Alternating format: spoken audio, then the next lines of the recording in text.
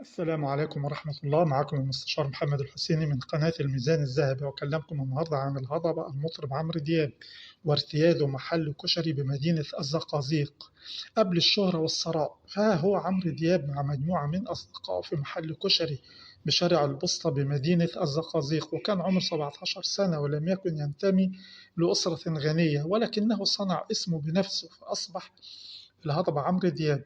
ولد عمرو عبد الباسط عبد العزيز دياب في 11 أكتوبر سنة 61 في مدينة بورسعيد، وعائلته من قرية سنهود التابعة لمركز منيا القمح بمحافظة الشرقية، ووالدته من مدينة بورسعيد المصرية. وينتمي عمرو دياب لعائلة دياب من محافظة الشرقية، حيث تتوارث العائلة عمودية قرية سنهود منذ قرابة 200 عام.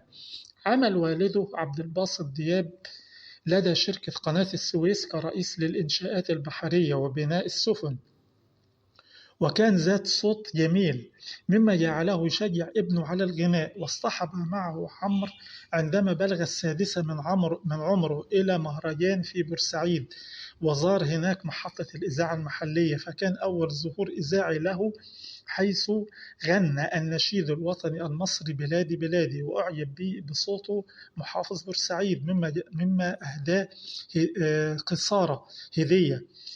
ولكن بعد نشوب حرب 67 قامت السلطات المصرية بإجلاء سكان محافظات القناة، واضطرت عائلة عمرو دياب إلى العودة إلى مسقط رأس والده في قرية سنهود بمركز منيا القمح محافظة الشرقية، واستقرت هناك. وحصل على البكالوريوس تخصص الموسيقى العربية من أكاديمية الفنون عام 83، وبدأ مسيرته الفنية من ذلك العام.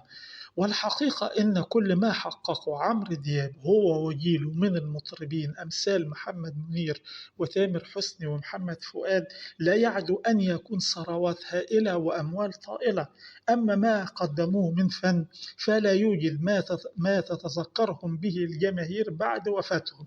ما تنساش تشترك في القناة وتفعل الجرس ليصلك كل جديد.